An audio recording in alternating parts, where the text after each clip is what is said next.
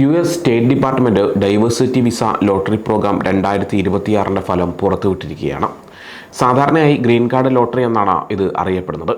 അപേക്ഷകർക്ക് അവരുടെ result 2025 May 3 മുതൽ dvprogram.state.gov എന്ന വെബ്സൈറ്റിൽ പരിശോധിക്കാം.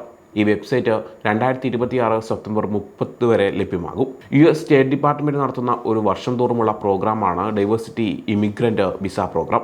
ഇത് immigration and nationality act section 203 subsection C അനുസരിച്ചാണ് നടത്തുന്നത്. അമേരിക്കയിലേക്ക് കുടിയേറാൻ സാധ്യത കുറഞ്ഞ രാജ്യങ്ങളിൽ ജനിച്ച ആളുകൾക്ക് 55,000 ഇമിഗ്രൻ്റ് വിസകൾ നൽകുന്നു. കമ്പ്യൂട്ടർ ഉപയോഗിച്ച് തിരഞ്ഞെടുക്കുന്ന ഈ ഡൈവേഴ്സിറ്റി ഇമിഗ്രൻസിനെ ലോകത്തിലെ 6 ഭൂമിശാസ്ത്രപരമായ മേഖലകളായി തിരിച്ചിട്ടുണ്ട്. ഒരു രാജ്യം മൊത്തം വിസയുടെ 7% കൂടുതൽ നേടാൻ പാടില്ല. ഈ പ്രോഗ്രാം വഴി തിരഞ്ഞെടുക്കപ്പെടുന്ന ആളുകൾക്ക് അമേരിക്കയിൽ സ്ഥിരതാമസമാക്കാൻ സാധിക്കും. സാധാരണയായി കുടുംബത്തിൻ്റെയോ ജോലിയുടെയോ അടിസ്ഥാനത്തിലുള്ള മറ്റ് വഴികളിലൂടെയുള്ള കുടിയേറ്റത്തേക്കാൾ ഇത് വ്യത്യസ്തമാണ്. DV 2026 ലോട്ടറിക്കായുള്ള രജിസ്ട്രേഷൻ 2024 ഒക്ടോബർ 2 മുതൽ നവംബർ 7 വരെ ആയിരുന്നു. ഈ സമയത്ത് ഓൺലൈൻ വഴി മാത്രമേ അപേക്ഷിക്കാൻ കഴിയുമായിരുന്നുള്ളൂ. നിങ്ങൾ തിരഞ്ഞെടുക്കപ്പെട്ടോ എന്ന് അറിയാൻ ചില കാര്യങ്ങൾ ചെയ്യാനുണ്ട്. ആദ്യമായി dvprogram.state.gov/esc/ എന്ന വെബ്സൈറ്റ് സന്ദർശിക്കുക. നിങ്ങളുടെ കൺഫർമേഷൻ നമ്പർ, കുടുംബ പേര്, ജനിച്ച വർഷം എന്നിവ നൽകുക. ശേഷം ക്യാപ്ച പൂർത്തിയാക്കി നിങ്ങളുടെ സ്റ്റാറ്റസ് അറിയാൻ കഴിയും. എൻട്രൻസ് സ്റ്റാറ്റസ് ചെക്ക് പോർട്ടൽ വഴി മാത്രമേ റിസൾട്ട് അറിയാൻ കഴിയൂ എന്ന് പ്രത്യേകം ശ്രദ്ധിക്കുക.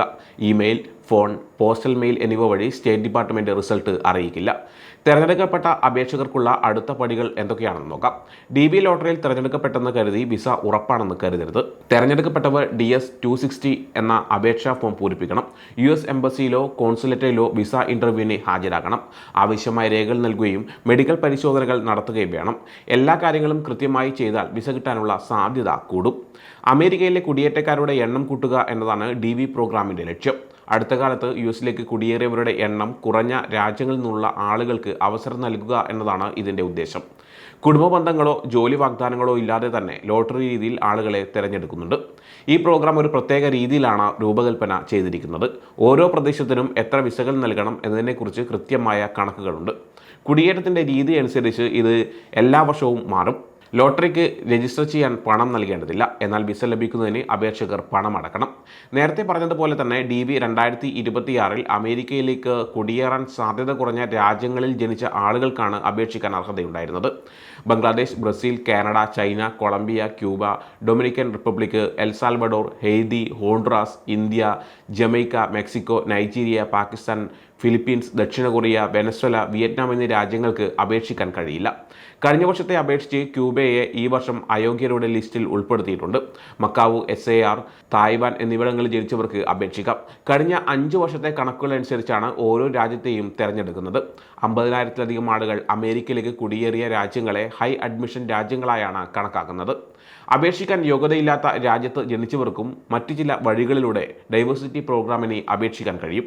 നിങ്ങളുടെ പങ്കാളി യോഗ്യതയുള്ള രാജ്യത്ത് ജനിച്ച ആളാണെങ്കിൽ നിങ്ങൾക്ക് ഈ അവസരം ഉപയോഗിക്കാം. അപേക്ഷയിൽ ഭാര്യയുടെ പേര് ചേർക്കണം. നിങ്ങൾ തിരഞ്ഞെടുക്കപ്പെടുകയും വിസ ലഭിക്കുകയും ചെയ്താൽ ഒരുമിച്ച് അമേരിക്കയിലേക്ക് പോകാൻ സാധിക്കും.